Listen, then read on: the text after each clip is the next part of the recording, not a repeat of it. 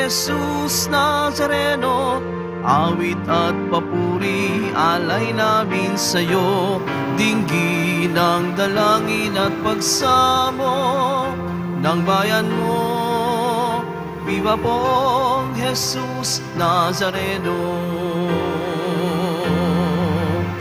Ihanda ang ating sarili sa pagdating ni Jesus. Siya ang ating kaligtasan,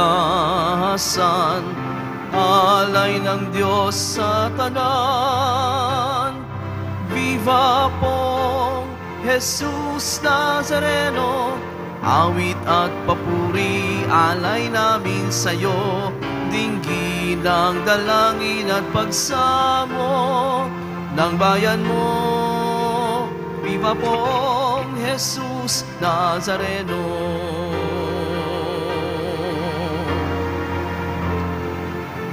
Sa ngalan ng Ama at ng Anak at ng Espiritu Santo. Amen. Ang pagpapala ng ating Panginoong Hesukristo, ang pag-ibig ng Diyos Ama at ang pakikipagkaisa ng Espiritu Santo naway sumainyong lahat. At sumaiyo rin. Mga kapatid, tinipon tayo bilang kaanib na angkan ng Diyos, kaya dumulog tayo sa maawaing Panginoong nagpapatawad ng lubos. Sinugong tagapagpagaling sa mga nagsisisi, Panginoon, kaawaan mo kami. Panginoon, kaawaan mo kami. Dumating na tagapag-anyayang mga makasalanan ay magsisi, Kristo, kaawaan mo kami. Kristo, kaawaan mo kami. Nakaluklok ka sa kanan ng Diyos Ama para ipamagitan kami. Panginoon, kaawaan mo kami. Panginoon, kaawaan mo kami.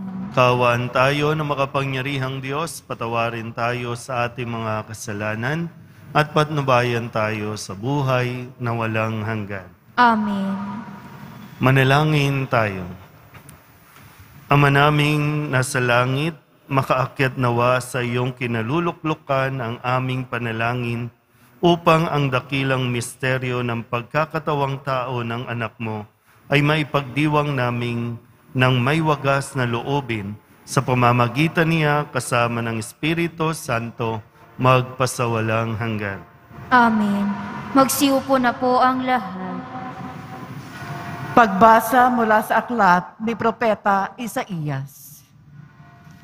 Ang ulilang lupaing malaong ng tigang ay muling sasaya.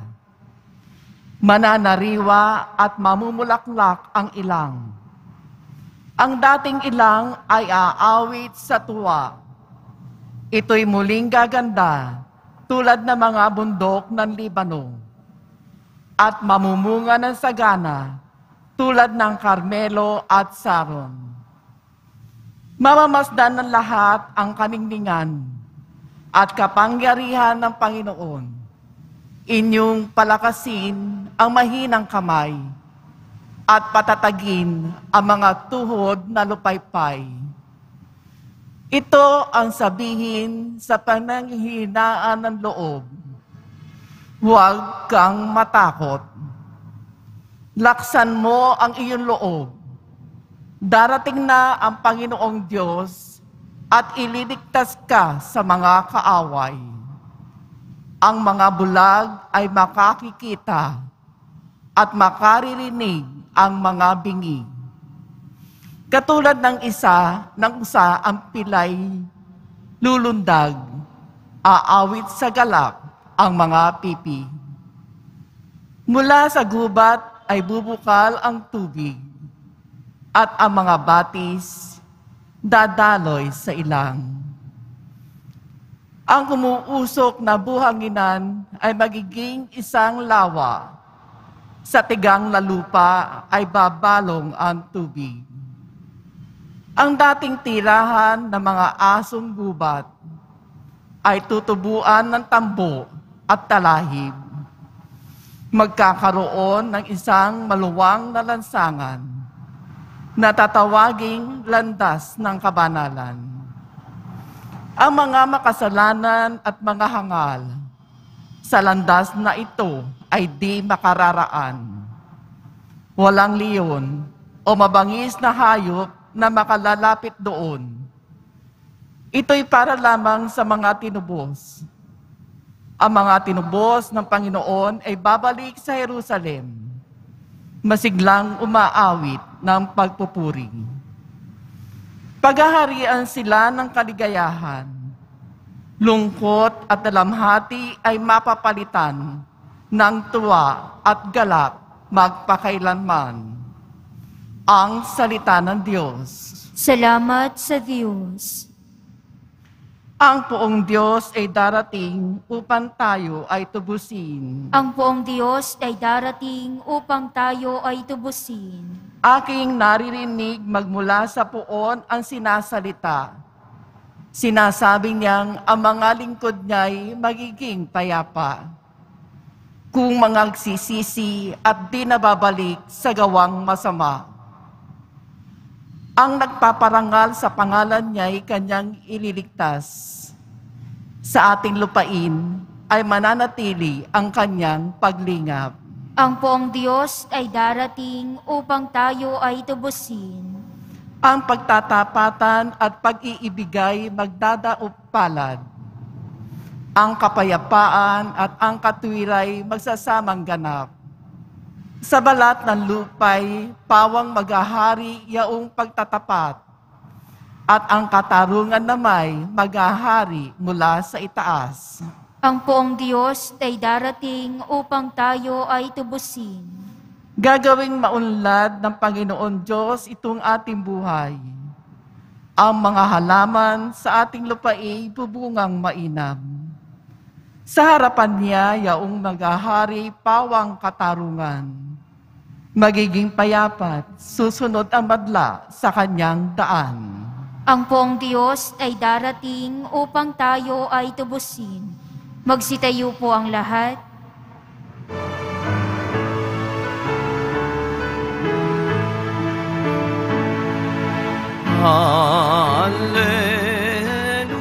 Hallelujah, Hallelujah, Hallelujah, Hallelujah.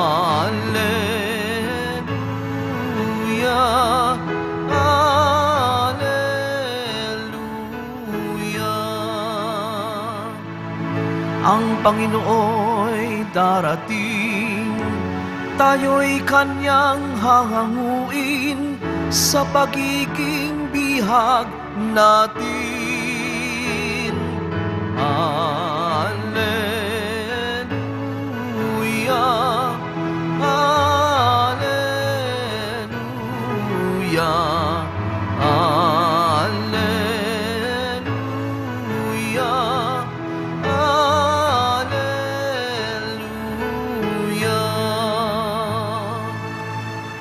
Sumainyo ang Panginoon. At sumaiyo rin. Ang mabuting balita ng Panginoon ayon kay San Lucas. Papuri sa iyo, Panginoon. Minsan, nang nagtuturo si Jesus, naroon din ang mga Pariseyo at mga tagapagturo ng kautusan na mula sa mga bayan ng Galilea at Judea at sa Jerusalem. At sumasa kanya ang kapangyarihan ng Panginoon upang magpagaling ng mga may sakit. May dumating na ilang tao, dala ang isang paralitikong nasa higaan. Nagpipilit silang makapasok sa bahay upang mailagay sa harapan ni Jesus ang may sakit. Subalit wala silang maraanan dahil sa dami ng tao. Kaya't umakyat siya sa bubungan at binutas iyon. Saka inihugos sa harapan ni Jesus ang paralitikong nasa higaan. Nang makita ni Jesus kung gaano kalaki ang kanilang pananalig, sinabi niya sa paralitiko, "Kaibigan, pinatatawad ka na sa iyong mga kasalanan." Sa loob-loob ng mga iskriba at Pariseyo, sino itong nagsasalita ng kalapastanganan sa Diyos? Hindi ba't Diyos lamang ang makapagpapatawad ng mga kasalanan?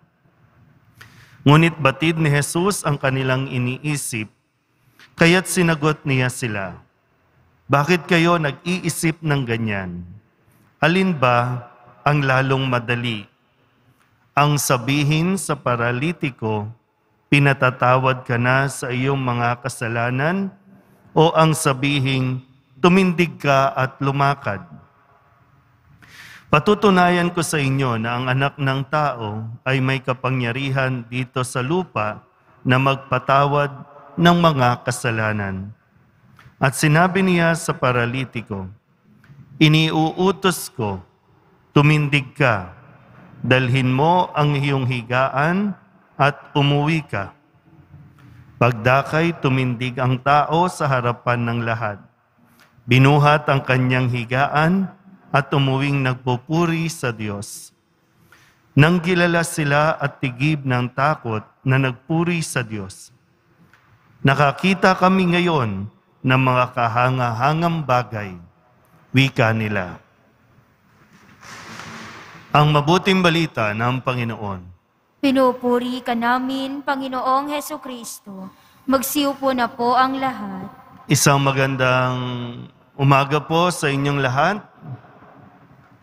Kahapon, 2nd linggo ng panahon ng Adbyento o pagdating sa pagsisindi natin ng 2nd kandila ng Adbyento, pinaalalahanan tayo ni San Juan Bautista sa napakahalagang paghahanda na dapat nating gawin. Ang sabi ni San Juan Bautista na sumisigaw sa ilang, "Pagsisihan ninyo at talikdan ang inyong mga kasalanan at patatawarin tayo ng Diyos." Malinaw po ba? Pagsisihan ang mga kasalanan at handa naman tayong patawarin ng Diyos. Ngayon po, sa ating ebanghelyo ngayong Lunes, sa 2nd linggo ng ating paghahanda, meron pong isang paralitiko na pinagsikapang dalhin ng kanyang mga kaibigan, mailapit kay Jesus sa paghahangad na mapagaling nila itong paralitiko. Pero ang maganda po dito na kailangan natin mas makita ay hindi agad pinagaling ni Jesus yung paralitiko sa kanyang pisikal na karamdaman. Alam niyo naman po, no, pag paralyzed, hindi ka makakagalaw. Kakailanganin mong buhatin o kakailanganin mo ng tulong ng iba. Okay. Ang sabi ni Jesus, nang dalhin sa kanya ng kanyang mga kaibigan, no, sabi, "Pinatatawad ka na sa iyong kasalanan." Pwede naman sanang magaling ka na. Di ba po, no? Normally, ganun ang ginagawa ni Jesus. Hinahawakan, tapos magaling na. Pero ang pangungusap o mga salitang sinabi ni Jesus, "Kaibigan, pinatatawad ka na sa iyong kasalanan." So, pwede nating pagnilayan na kaya siya nagkasakit ay dahil bunga din ng kasalanan. So, kung sa atin po ba ngayon, madalas kasi kapag na-COVID ka, nagkasakit ka, o anumang uri ng karamdaman, no? Ang lagi nating sinasabi, pinarurusahan tayo ng Diyos. Talaga bang ang ating pagkakasakit ay parusa ng Diyos o dahil sa ating mga kasalanan? Tabi-tabi po, no, sa mga kababaihan, bakit ang daming kaso ng mga yung cancer, iba't iba, breast cancer o kung ano pa man? Bakit? Parusa ba ng Diyos? Sino ang mga nagtitake? Sinabi ba ng Diyos, mag-take tayo ng mga ano ba yung mga pills, pampaputi, pampaganda, pampasexy, lalo tigit para hindi ka mabuntis. Dahil nakikipagtalik ka na hindi ka pahanda. Which is kasalanan. O, tabi-tabi po, no? Hindi ko po alam kung ano yung... Nagbibigay lang po ako ng mga senaryo. Baka lang po, no? Yung iba naman po kasi nagkakasakit dahil sa yung naipapasa. Kasi chemicals, di ba? Kung ano-anong chemicals mayroon tayo, kaya yung baby pa lang may sakit na dahil dun sa naipasa natin na pag tiningnan mo, dahil pa rin sa kasalanan nagawa natin.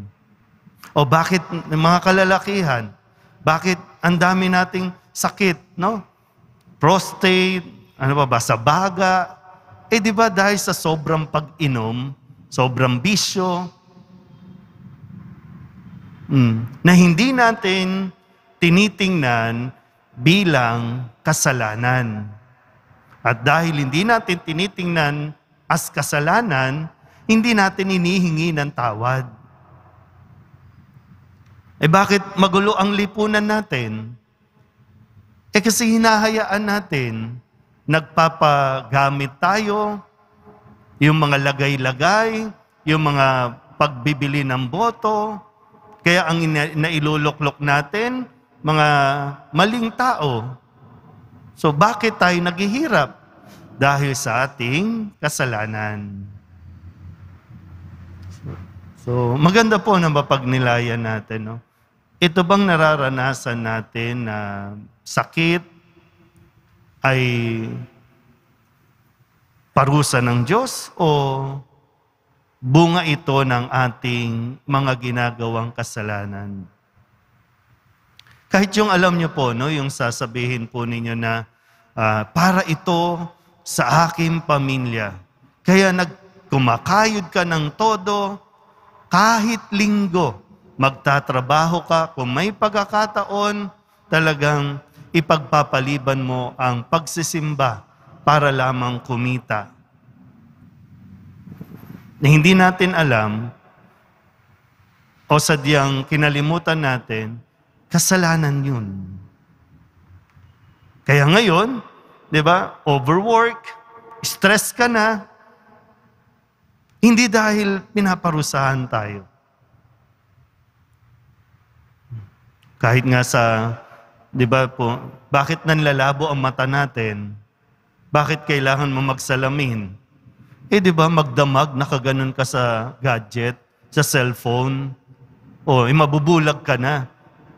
Sisisi na naman natin sa Diyos. Tayo yung kung ano-anong pinagbubuksan natin at binabantayan natin sa social media. So, inaanyayahan tayo ng ating mga pagbasa. Suriin natin ang ating mga sarili sa mga panahong ito at ma-realize sana natin, no? Kung may mali, lumapit tayo sa Diyos, humingi tayo ng tawad.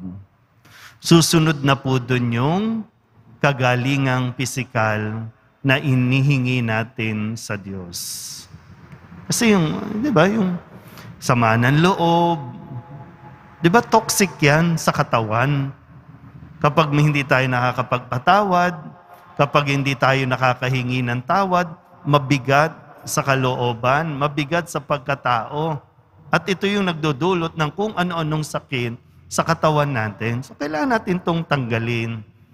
At ang makakapaglinis talaga sa atin, walang iba, kundi si Kristo na handang-handa naman talagang patawarin tayo sa ating mga kasalanan. Amen?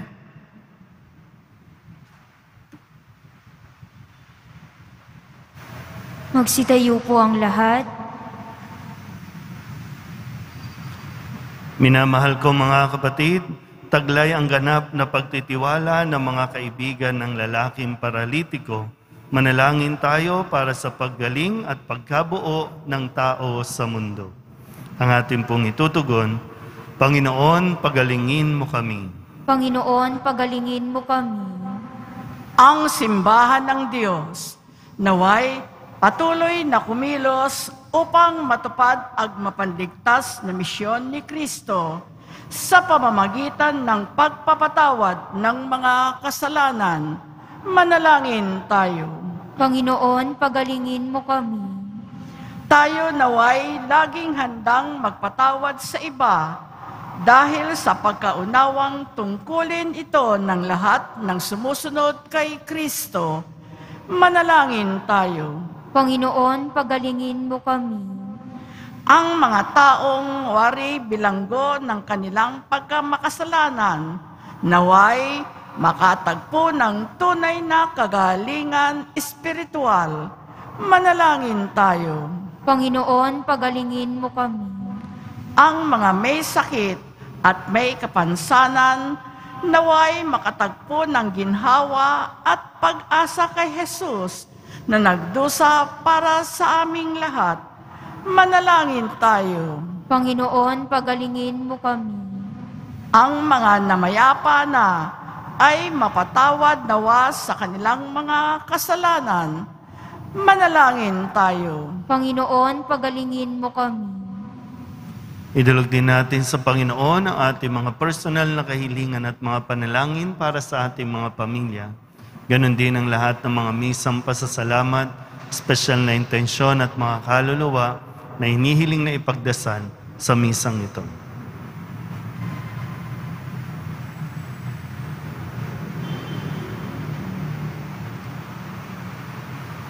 Ang lahat ng ito inihiling namin sa ngalan ni Kristo ang aming Panginoon. Amen. Magsiupo na po ang lahat.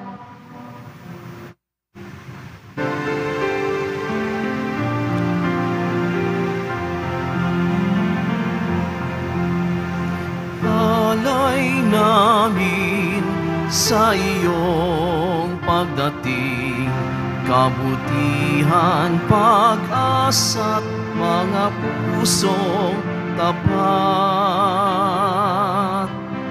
Samo namin ay iyong dinggin, galak at kapayapaan nawa ay kamtin. Magsitayo po ang lahat. Manalangin kayo mga kapatid upang paghahain natin ang kalugdan ng Diyos Amang makapangyarihan. Tanggapin nawa ng Panginoon itong paghahain sa iyong mga kamay, sa kapurihan niya at karangalan sa ating kapakinabangan at sa buong sambayanan niyang banal. Ama naming lumikha, tanggapin mo ang aming mga alay na ikaw ang nagbigay. Magdulot nawa ito ng gantimpalang kaligtasan na ngayon pa man ay amin ng pinakikinabangan sa pamamagitan ni Jesucristo kasama ng Espiritu Santo magpasawalang hanggan.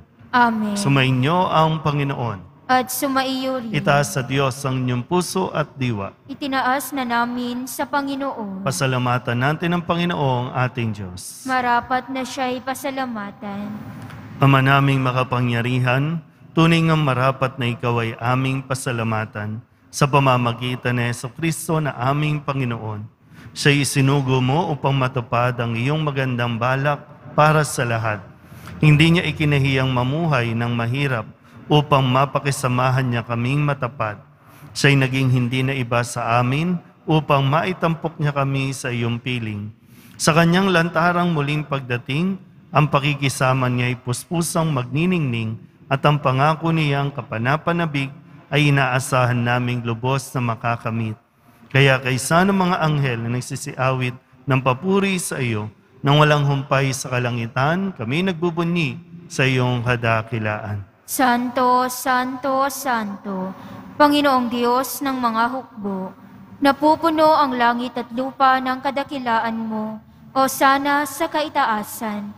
Pinagpala ang naparirito sa ngalan ng Panginoon, o sana sa kaitaasan. Magsiluhod po ang lahat. Ama naming banal, ikaw ang bukal ng tanang kabanalan. Kaya't sa pamamagitan ng iyong Espiritu, gawin mong banal ang kaloob na ito upang para sa aming maging katawan at dugo ng aming Panginoong Hesukristo.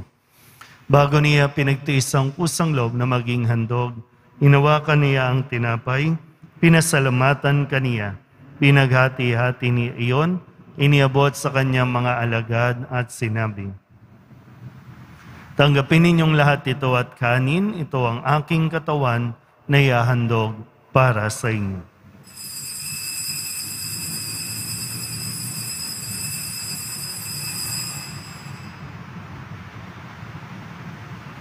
Gayun din naman nang matapos ang hapunan, hinawakan niya ang kalis, muli kaniyang pinasalamatan.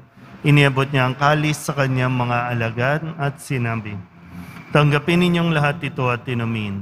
Ito ang kalis ng aking dugo, ng bago at walang hanggang tipan. Ang aking dugo na ibubuhos para sa inyo at para sa lahat sa ikapagpapatawad ng mga kasalanan. Gawin ninyo ito sa pag-alaala sa akin."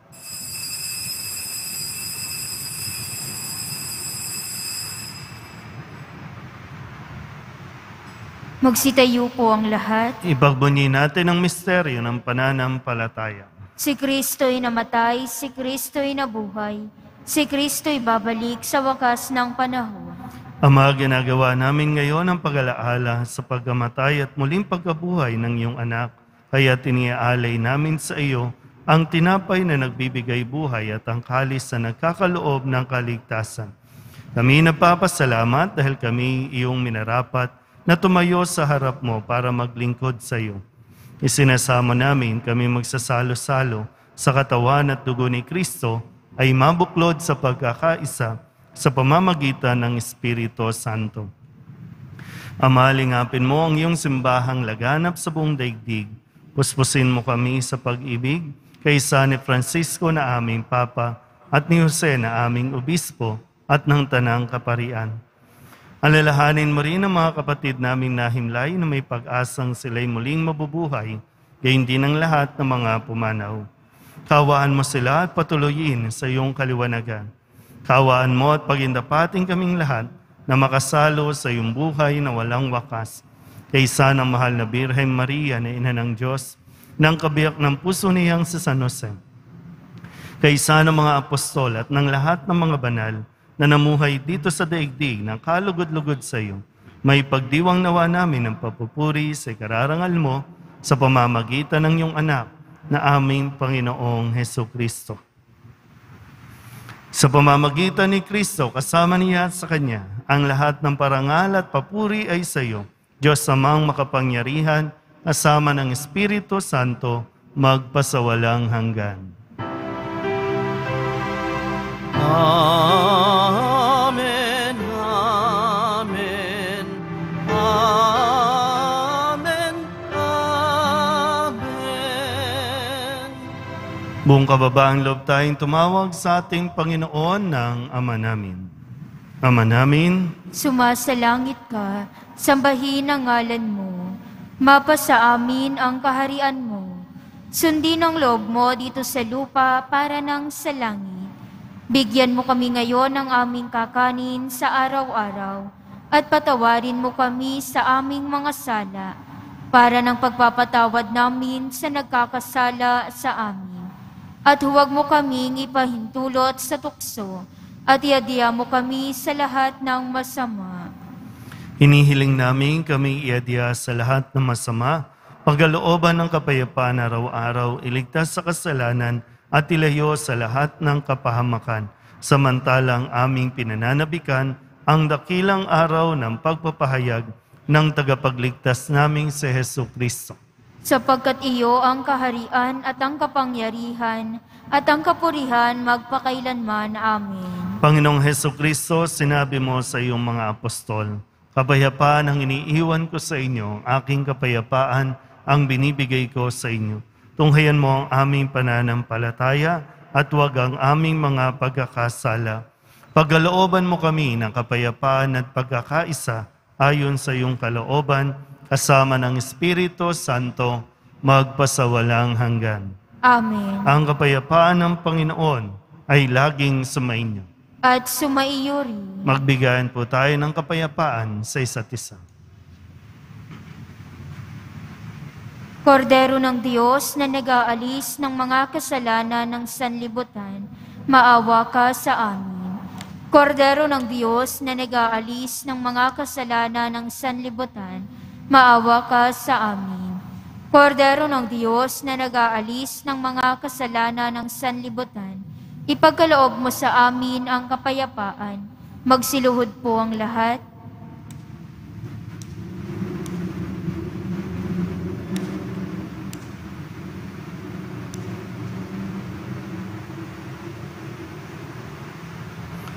Ito ang kordero ng Diyos. Ito ang nag-aalis ng kasalanan ng sanlibutan. Mapalad ang mga inaanyayahan sa kanyang piging. Panginoon, hindi ako karapat-dapat na magpatuloy sa iyo. Ngunit sa isang salita mo lamang ay gagaling na ako.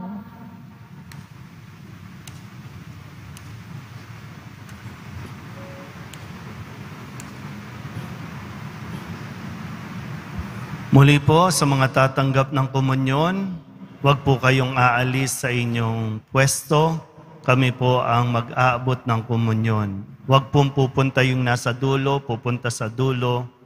Iwasan niyo po yung gagalaw pa at magdidikit-dikit para makaiwas po tayo sa virus. Katawan ni Kristo. Amen.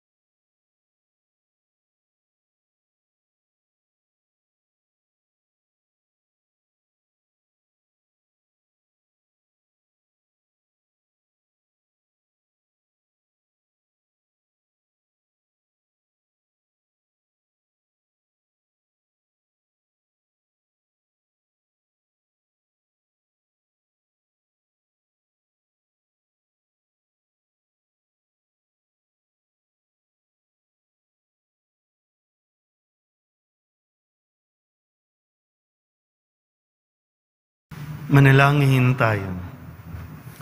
Ama naming mapagmahal, mapakinabangan nawa namin ang aming pinagsaluhan upang sa aming paglalakbay dito sa lupang papanaw, aming mapanaligan ang iyong pagpapalang pang magpakailanman sa pamamagitan ni Jesucristo kasama ng Espiritu Santo magpasawalang hanggan. Amen. Sumainyo ang Panginoon. At sumaiyo rin. Manalangin tayo para sa pagbabasbas. Mahal na pong Jesus Nazareno, inihayag mo sa pamamagitan ng krus ang walang maliw na pag-ibig ng Diyos sa sangkatauhan. Pakinggan mo ang kahilingan ng iyong angkan na nagsusumamo sa iyo. Makamtanawa nila ang iyong katugunan at tanggapin ang kasagutan na may utang na loob na tinatanaw.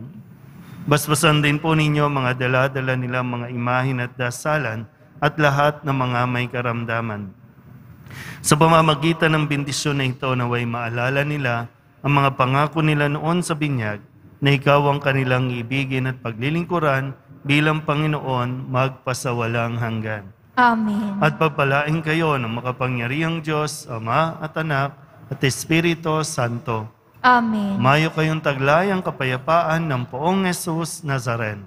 Salamat sa Diyos. Magandang araw po.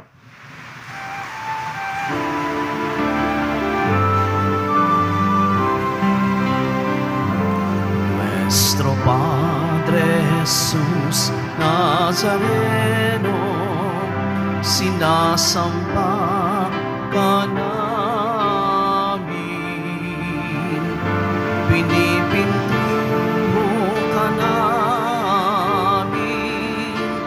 aral mo ang aming buhay at kaligtasan.